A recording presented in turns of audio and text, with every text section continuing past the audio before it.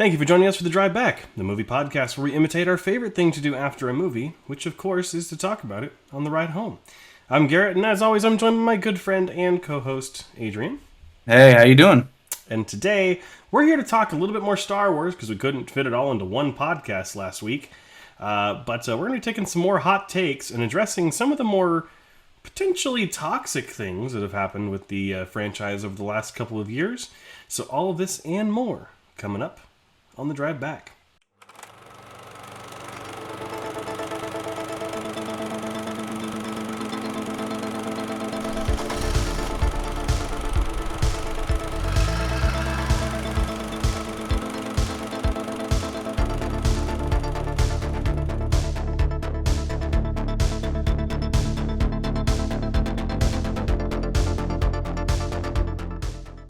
Alright, so back at it with Star Wars. This is where we can have a chance to deliver some more hot takes, also talk about the toxicity of the Star Wars fandom, especially regarding the sequel trilogy.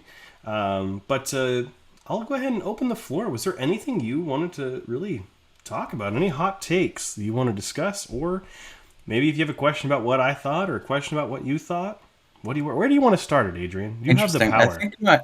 I think my biggest hot take was actually said in last week's podcast, which is that I think Finn should have died, and I will die on that hill. I don't think he was needed at all for the ninth movie. I think they could have made do completely without him, and it would have elevated the entire series with better stakes and a more serious tone that I think was desperately needed in an otherwise Disney-ified trilogy. Which isn't necessarily a bad thing. I mean, it's not I didn't say a good thing either, but depends on who I you didn't. are. Yeah. No, I agree with you. I mean, I don't think he necessarily should have died. Do you think that's maybe just because you don't like the character, or just because it would have delivered a gut punch? I love Finn. I think he was a great character in the first or in the seventh movie. I think it would have added stakes to the movie. I don't think I ever felt like they wouldn't win. Or like there was any sort of chance. It was like everybody had plot armor. The three main characters just were untouchable. And had any of those main characters died, or for example, had Leia actually died, I think it would have had, or Chewie actually died, or C-3PO actually lost his memory, I think it would have made this a much more substantial, weighted trilogy.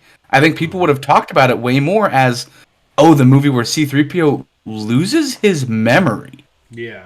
There just could have been so many and way better talking points, and because they didn't commit to any of those things, the movies are talked about for what's not good about them, instead of the big moments that happened within them.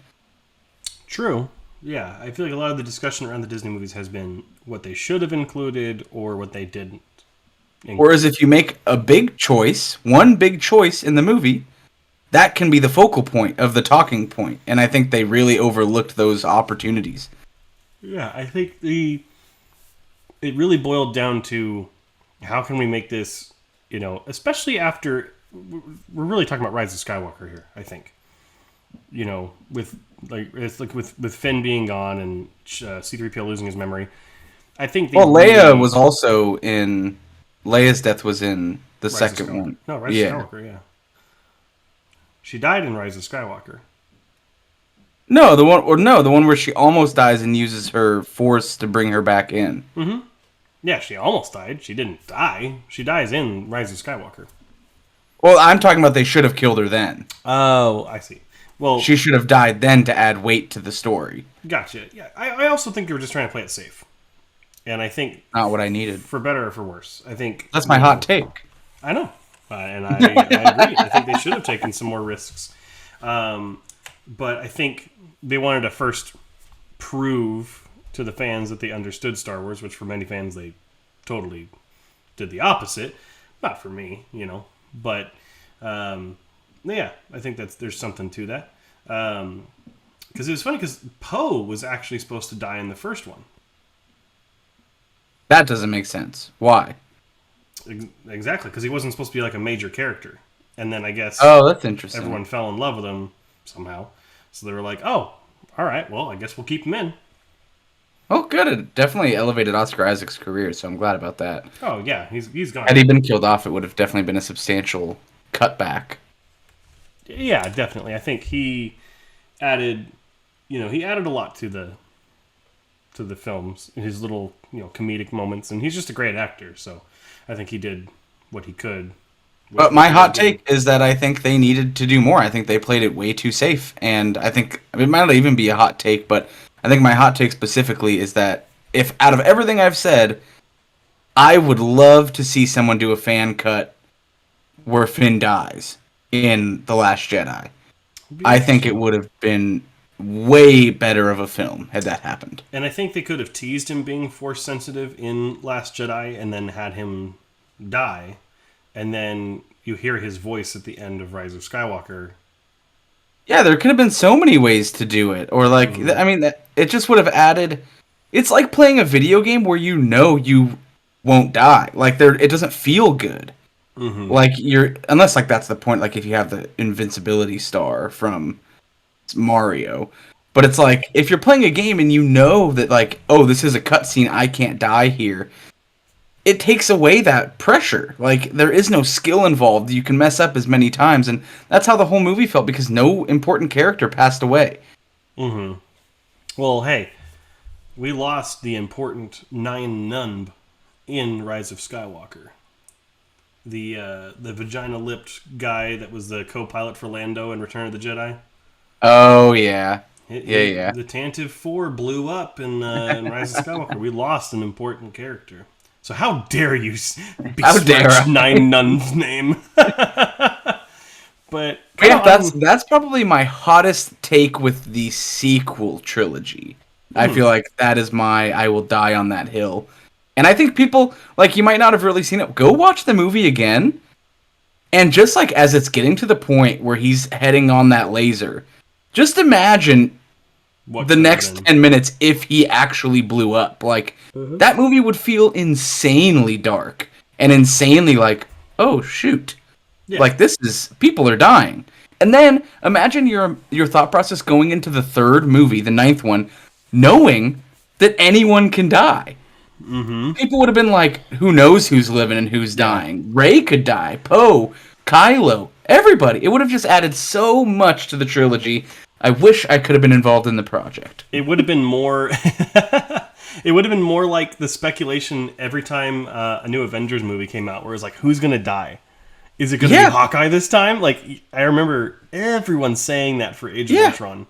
And, like, even imagine the press junket for the 9th movie where they're like, so, John Boyega, Finn, passed away in the last movie. Who's dying this time? And all the cast having to be like, oh, well, you'll have to watch it. And it's just like, it just would have, it totally. And then Mark Ruffalo's just there for no reason. And he's like, yeah, no one's making it out of this one. But it just would have added so much depth and so much unknown for the remainder of the trilogy. I think it just would have served so well to do that. Yeah, and kind of pivoting a little bit, I think my hottest take from the sequel trilogy is, again, what we had already discussed, that The Last Jedi is a good film. Which, apparently, that's a controversial thing to say, so screw it. Last Jedi is a good film. Again, and I think go ahead. I was going to say, again, the debate, though, is it a good Star Wars film? To which I also say yes. I think it is.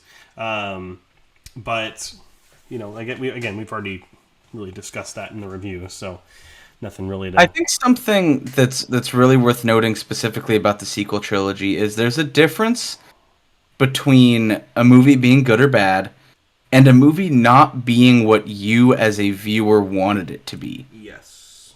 And I think that's where a lot of people get stuck on, where, right, films are an art form. We talk about it on this podcast all the time. Mm-hmm. Like, they are from an artist. And just like when you listen to a band, they might have an album that you don't like as much because they went a different direction. They had a different sound. They swapped a member or two. Mm-hmm. And it's up to you as a viewer to decide whether you like that direction or not. But is it still your favorite band? If it is, then you have to take the good with the bad. Mm-hmm. Even if they don't meet your expectations, because like it or not, those Star Wars movies that none of us like, The Phantom Menace, Clone Wars, potentially The Last Jedi, those are all Star Wars stories. You can't change the canon Star Wars stories. That's what we got.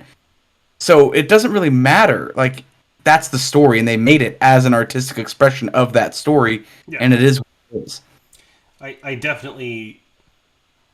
It's one of those things like when Last Jedi came out, I didn't want to call myself a Star Wars fan anymore. Not because I didn't enjoy the movie, but because of how bad the community had gotten. They forced Rose's actor off of social media and off the internet with death threats and all that kind of stuff, and have made Ryan Johnson's life a living hell for no reason. Again, like you said, just because a movie doesn't meet your expectations of what the sequel should have been, doesn't mean that it's bad. And I noticed the hypocrisy of this when the film first came out. You can't say that the first film was too similar, make it different, and then when the second film comes out and it's more different, they're like, you made it too different. Yeah. What satisfies you then? Because if you play it too safe, it's going to get forgotten. And it's going to be like, oh, it's just a reboot. But if you play it too different, you alienate the fans, apparently, but you also get new content. So it's a really fine line to straddle. And you can't just make a storyline bringing recycled characters back from previous trilogies, like, bring like all the stuff that people had theorized, and which was all stupid. I hate, like, I love watching some of those channels. It's like some of them are good. They're very knowledgeable with Star Wars, but like they were the problem when it came out to Last Jedi. Yeah, and I mean, I'll actually relate it to something that I think is happening right now, which is TikTok specifically, and people leaking content of new Marvel movies. Yeah. Can you imagine how less good Endgame would have been if we all knew the entire plot before it came out? Yeah. Like, spoilers and teasers and behind-the-scenes leaked footage ruin the concept and the initial surprise factor of the movie, because that huge reveal that the movie is built around, if you already know it, that movie has no crux. Yeah. There is no peak for that film because you already know it, so the movie's going to feel very empty. And I mean, I just disagree so much with fan theories nowadays. Mm-hmm. Like, after Last Jedi, Joey, you talked to Joey about this, one of my good buddies. Last Jedi, like, severed his tie and love to Star Wars. Like, he completely shifted away because he had such high expectations, and there's probably a lot more nuance to why he does it. We could have him on the podcast to describe it. I don't want to put words in his mouth. Mm-hmm. But, like, there were so many fan theories. Everybody had these entire fan fictions written about how these characters were going to come back and what this all means. The movie wasn't any of that.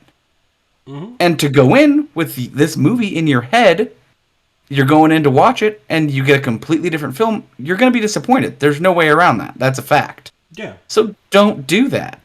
Like, after that movie, anytime people are like, even with Spider-Man right now, people are like, have you seen this? And I'm like, I'm not even going to watch that. Like, I don't want to know any behind-the-scenes stuff. I just don't care. Because it's just I'm going to get whatever movie I'm going to get. Yeah. I don't care what happens in it. I just want a good movie with good performances. Which I'm sure it will be, especially if I don't know what's going to happen. Like, I don't care if Tobey Maguire and Andrew Garfield are in it or not. I'm pretty sure they're not. You're the only one that thinks that. I will tell you that. That's a hot take for another episode. Right? But we'll sidetrack for a moment. They're not in it because, like, Kevin Feige has never come out to dispel rumors before, and he did. He said, don't get your hopes up for things that may not happen. And Andrew Garfield is clearly getting sick of being asked questions. And he's like, guys, I'm not in it. I don't know. We'll see. It's so easy to deepfake and Photoshop stuff now that, like, and you can make any behind-the-scenes thing look real. Okay, here's the deal. If they are in it, you have to do something that I'll decide on, and if they aren't in it, I have to do something that you decide on. See, here's the thing: I'm not dismissing the idea that they're in it. I'm going in with the expectation that they aren't, so that when they are, I'm more excited. But then if So they're they not are. in it, then I won't be disappointed. That's fair. Yeah. But see, I feel like I've gotten to this point, especially after Star Wars and everything, to loop it back, where I can now listen to fan theories, but when I'm sitting there watching a film, I am not actively thinking like, oh, Palpatine better, like, it should show up here. There's only 20 minutes left in the movie. How are they going to tie him in? I don't apply fan theories in real time. Mm-hmm. I can know them, like I can read about what's going on with Marvel or Star Wars or the next Indiana Jones film. Yeah. But when I actively go to see that film, I am not like buffering fan theories in the back of my head trying to figure out how they're going to tie it in. I just let the movie happen. Yeah. Like, I've never let fan theories get to me, especially during Star Wars. I didn't watch any of the Last Jedi ones before it came out. I didn't watch any of the Rise of Skywalker ones before it came out. I watched a couple for The Mandalorian just because they were recommended to me. And I was like, I have no idea where the show's going. I don't know who's going to show up at the end of season 2. Like, it'd be cool to think who's going to be. The only instance where I've ever had fan theories get a hold of me was WandaVision. Because... Yep, they did. They not only did the fan theories get a hold of me, Marvel screwed up by not introducing the Fantastic Four as the scientists that wanted to go into it, which didn't make any sense. John Krasinski, yeah. And the fact that, Doctor Strange wasn't in it, and she's literally in the movie with him coming up. And Mephisto, sense. So that was another sidebar, but that whole Mephisto plot was supposed to happen. Was it? Yes, it just didn't because of COVID and because of shooting schedules and stuff. What we got was good anyway, so I don't care. No, I agree, but it's like those fan theories, while they may not have been like dead accurate on how Mephisto would appear, Mephisto was in the plans, so Marvel just whiffed it on expectations versus reality. But looping back to Star Wars, because we're getting off topic. These are all just hot takes. We should just call it... Stuart Little should have been in all of them. We should start a new show called Hot Takes, and it's just our version of Hot Ones. But about life topics? About just movie life topics, yeah. Does jet fuel melt steel beams? I'll tell you. Who knows? We'll test it ourselves. No, but I feel like that's pretty much it with the sequel trilogy. And like, seriously, the fans just need to calm down. Like, just because you have a love and appreciation for something doesn't mean that it's yours. If you don't have a sense of ownership over it, there is no. Yeah, like it's people art have is the experience right to tell stories that you don't agree with. Yeah, if you love it so much and you want to make your own stories, go get a job writing for it. Or like, imagine if you're sitting around a campfire and someone's telling a scary story, and then it ends and you go, "That's not a good story. Like that's not real." Yeah, and then you start telling your story where you're like, yeah, then Mace Windu shows up, and then like, but it's the same General story. Grievous' zombie body is like, it's stupid as shit. Like, and it's like, okay, I was just telling a fantastical story. Like, it's not true or false. It's my story. Yeah. So yeah, I completely agree. I do want to do one more thing about the sequel trilogy, which I think was also in The Last Jedi, when they light speed through another ship. Mm-hmm. A lot of people did not like that because they were like, well, why didn't they just do that to the Death Star? Why didn't they just do that to all these different moments in time? My hot take is I still think that scene is awesome. I don't know of anyone that's complained about that sequence. I mean, beyond the whole like Admiral Holdo character, like no one complains about that sequence. That sequence was so cool in theaters. Well, I think everybody. So I guess my hot take is that one. I mean, like, right, for example, you can, this is such a weird, this might not even make sense, but, like, you're driving a car, right, in real life, that car can drive through a building. Yeah. But most people don't do that. Yeah. Like, when so it's like when you're in Vegas and they're like, hey, let's go ahead and blow up this hotel and demolish it, they're not like, let's go drive a Buick through it.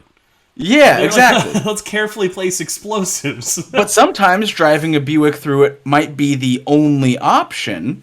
Mm-hmm. So, like, to me, that made sense of, like, this is literally the only way we can do this. Even with the Death Star, they had plans on how to blow it up from inside without sacrificing just a straight up pilot's life. Yeah. And like, what do? Draw straws? I mean, that's so to me, it made sense that it hadn't been done before. Yeah, people might have been like, Lightspeed can just go through stuff. Like, we could just do that. But then I feel like that's not a very common occurrence that people do that. So to me, it made sense. And that might be a hot take that I think it was acceptable that was the first time it had ever been done. Mm-hmm. And also, you have to remember that's the first time it's ever been done on camera, quote unquote.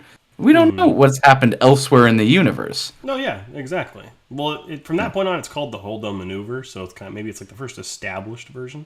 I don't know. Or maybe it's just such a large version of that maneuver. Yeah, it's like a frigate into like a super star destroyer. Yeah, like I bet the other times that's happened is like ships ending up in the middle of planets. And being like, I don't think they're going to be like, that's the James maneuver. He's dead now because he just flew right into the center of that planet. The James maneuver. That's great. I actually have one more hot take for the sequel trilogy while we're on the topic. And that would be the sequence you already talked about, which is Leia when she's in the cockpit and it gets blown up and she pulls herself back in to the airlock, which a lot of people hate that sequence. Yep. Hot take. I think it's great. Now, that is a hot take. I disagree. Well, here's the thing. So I want to hear why you disagree first. She should have died. And I will. And what?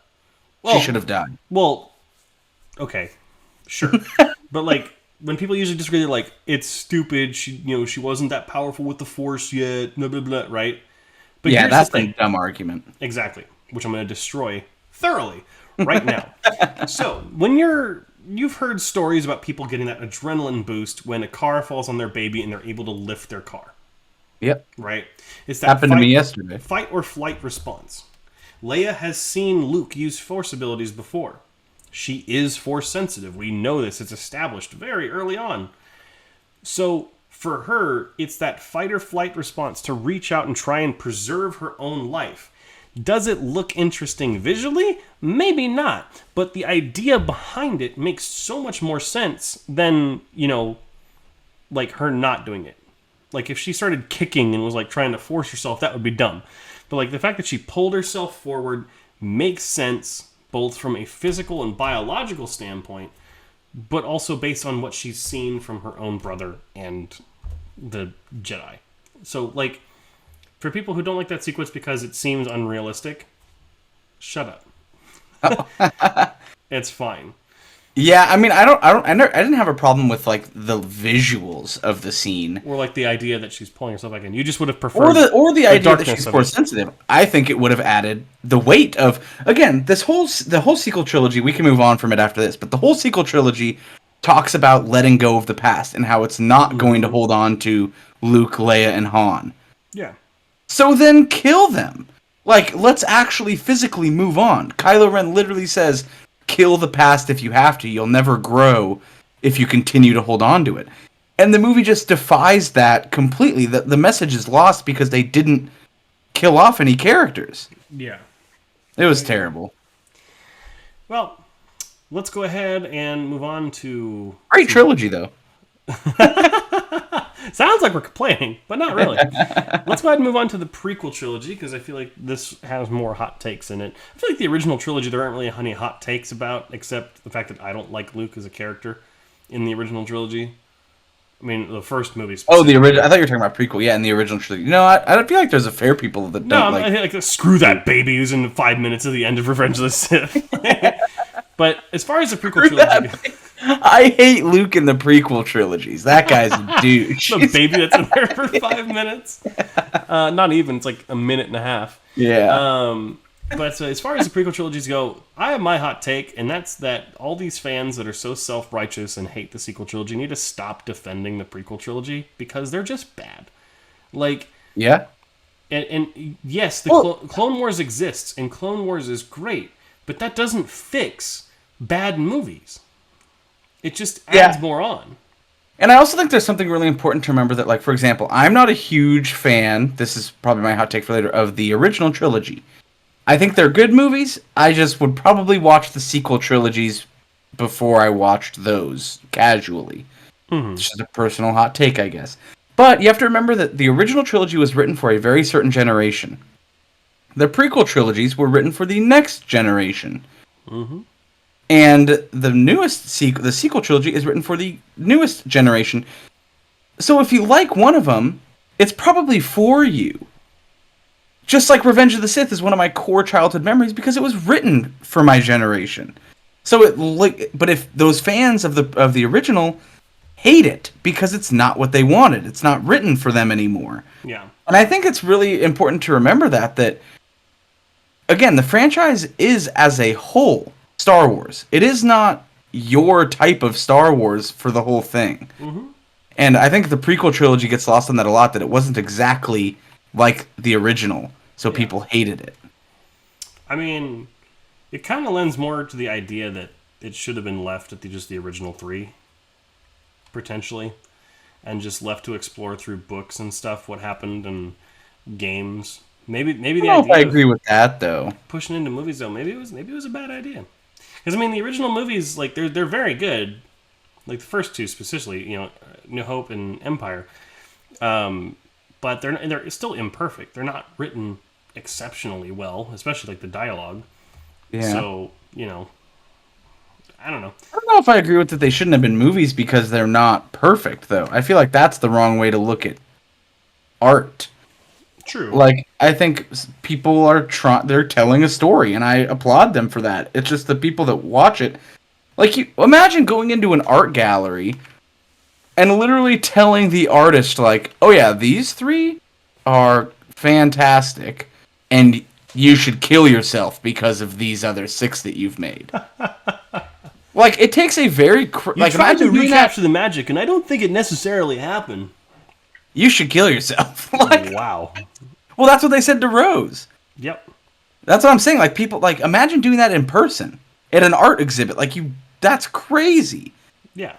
It's you'd be kicked out. That gives power to that, yeah. So, but any hot takes from the prequel, I think, is... Man, are there really any hot takes? I don't think I have any. I feel like they're all common takes. Like, I hate Jar Jar Binks. Mm-hmm. Yeah, I don't... General Grievous is cool. Yeah. That's it. I totally agree with you. I will say that there is an incredible sequence with Dave Filoni, who is the creator of Clone Wars and The Bad Batch and Mandalorian, and is now working on Book of Boba Fett as well, who needs to be the head of Lucasfilm, by the way. Kathleen Kennedy needs to be fired, and he needs to be taken over. He and Jon Favreau. But he explained why the Duel of the Fates is so important and why Phantom Menace is crucially important. And it's something I never thought about, but it makes a lot of sense. But it is also angering that it took 22 years for someone to explain it for people to get it. So what is it? So the Duel of the Fates, which is Obi-Wan and Qui-Gon versus Darth Maul, is a battle for the fate of Anakin, right? And Duel of the Fates. I am completely going to be butchering this, so I would recommend you go and watch. I think it's from one of the Mandalorian gallery, like, making of episodes, where basically it's at that moment the fate of the universe is decided. Or the galaxy, excuse me. And it's decided at the moment when Qui-Gon dies. Okay. Because if Qui-Gon had survived and been Anakin's master, he was prepared to have Anakin as a Padawan. He was ready and he was experienced enough and could have helped him manage the dark side leanings and urges, whereas Obi-Wan was completely unprepared, was still a Padawan when he took on Anakin. And that was the failure that led to Darth Vader and, the Revenge of the Sith. Again, very cool. I am butchering this, and I would very listen cool, to Dave Filoni. Dave, I like you. I don't mean that as an insult. Dave Filoni. But I would recommend you listen to what he had to say about it, because it is interesting. But again, the fact that it took 22 years for someone to explain it in a way that's like, okay, that's cool. Still a bad movie, but... Yeah. Yeah. And it's not clear until years later. It doesn't make the movie better, but that is a little bit angering. But Any other hot takes? Anything you want to bring up? I mean, a lot of people are now kind of feeling better about Star Wars because of the success of The Mandalorian, and kind of the TV aspect. Hopefully, Obi-Wan is going to be very good. Hopefully, Book of Boba Fett's going to be good. Hopefully, Andor is going to be good. But a lot of these projects are kind of getting delayed, it seems like. So, we'll see. Seems like most of the hot takes come from the sequel trilogy, which I think makes sense. Mm-hmm. Because I think everything else has like been hashed and rehashed over and over again. And so, I feel like all it's mostly us disagreeing with the fans over the sequel trilogy. Yeah, so that's the hot takes. Yeah. So, well, yeah. So that's gonna be interesting. If you have any hot takes about Star Wars, make sure you send them to us. We'd love to hear them. As long as it's not hate mail and it's not like Rose where you force me off the internet telling me to kill myself, that would be great. I think if you guys listening at home could send me like a scene from each of the Star Wars films, so like 9 scenes or 10 scenes, 11 depending on how many you want to do, and then tell me how Stuart Little could have been worked in. I think that is something that I really would love to see put together, because maybe we can make the movie featuring Stuart Little, if there's a good enough fan theory on why Stuart Little. I would love a little pilot seat, like a cockpit inside BB-8 for Stuart Little. Maybe that's it. Maybe he's piloting BB-8. BB-8's not a robot. He's a mech. Or no, he's in Dio. He's in that little like cone one from Rise of Skywalker. He's actually in the little trash can droid, the little ones, basically the mice in Lego Star Wars. It's actually shocking. Stuart Little's brain was so intelligent it was transplanted into a more average-sized human being, and that person became that Sith assassin guy who they took that stupid MacGuffin dagger from, and were like, oh, look, the wreckage lines up because of Stuart. I would love to see someone take Boba Frick out of the sequel trilogy and composite in Stuart Little just as Stuart Little. To be real, though, Babu Frick was a great part of...